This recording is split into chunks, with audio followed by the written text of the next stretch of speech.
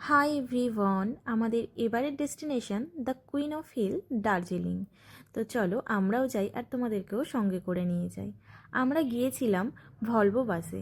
আমরা নিয়েছিলাম স্লিপারটা। তো যাওয়ার সময় আমরা ঝালমুড়ি মাখা খেতে খেতে বেরিয়ে পড়েছিলাম। আমরা ওই বাসে উঠেছিলাম মোটামুটি 10:30 নাগাদ, আর শিলিগুড়িতে নেমেছিলাম মোটামুটি 5:30 নাগাদ। তো তারপরে একটা গাড়ি বুক করে নিয়েছিলাম। এটা আমাদের মিরিক হয়ে তারপর দার্জিলিং নিয়ে যাবে। যেহেতু ভোর 5টা নাগাদ শিলিগুড়িতে নেমেছিলাম, তো ঠান্ডাটাও কিন্তু ছিল বেশ। তারপরে দেখো এই সিনারি ভিউ দেখতে দেখতে আমরা শিটংয়ের উদ্দেশ্যে পাড়ি দিলাম। আর যাওয়ার পথে এই ভাঙা ব্রিজটা চোখে পড়লো। ওখানকার ড্রাইভারের মুখে শোনা কিছুদিন আগে যে বৃষ্টিটা হয়েছিল তখনই নাকি ওই ব্রিজটা ভেঙে পড়েছে। দেখো আমরা ওই 2.5 থেকে 3 ঘন্টা মতো জার্নি করার পরে শেষ পর্যন্ত মিরিকে পৌঁছে গেলাম, কিন্তু সকালের টাইমে পরিবেশটা ছিল ভীষণই মনোরম। আর উল্টোটা হয় ঠিক রাতের দিকে।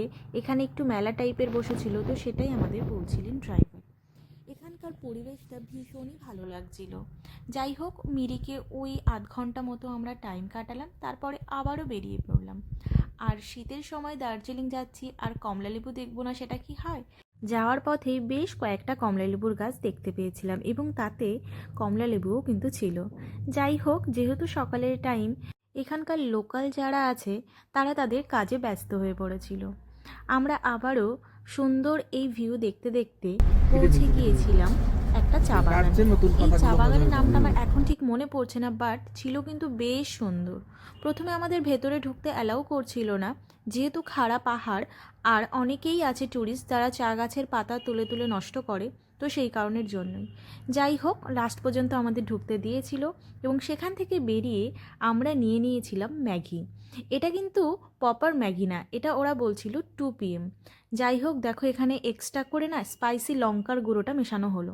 এবারে এটা খেয়েছিলাম, আমার কিন্তু খুব একটা ভালো লাগেনি, তাও ওরা বলছিল জন্য এটা নিয়েছিলাম। আর পাহাড়ে এসেছি ম্যাগি খাবো না, সেটা কি হয়? ম্যাগি খাওয়া শেষ করে আবারও বেরিয়ে পড়লাম। আর এবারের রাস্তাটা ছিল অপূর্ব সুন্দর।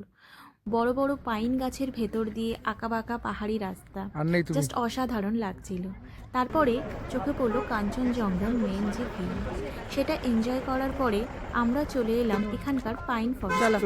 সেখান থেকে 20 টাকা করে পার হেড টিকিট কেটে ভেতরে ঢুকলাম। ভেতরে ঢুকে তো দেখি চারিদিকে টুরিস্টদের ভিড় এবং বিভিন্ন রকমভাবে ছবি তোলার স্টাইল। যাই হোক, আমরাও কয়েকটা ছবি তুলে ভিডিও করে তারপরে সেখান থেকে বেরিয়ে এলাম। বেরিয়ে কিন্তু আমরা ওখান থেকে মোমো খেয়েছিলাম, সেটা তোমাদের সঙ্গে শেয়ার করা হয়নি, আর বাকি পার্টগুলো পরপর করে